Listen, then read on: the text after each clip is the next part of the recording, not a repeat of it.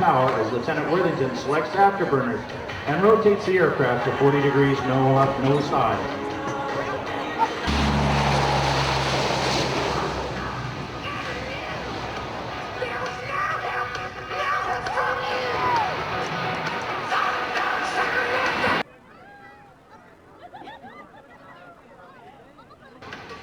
Look at all that smoke.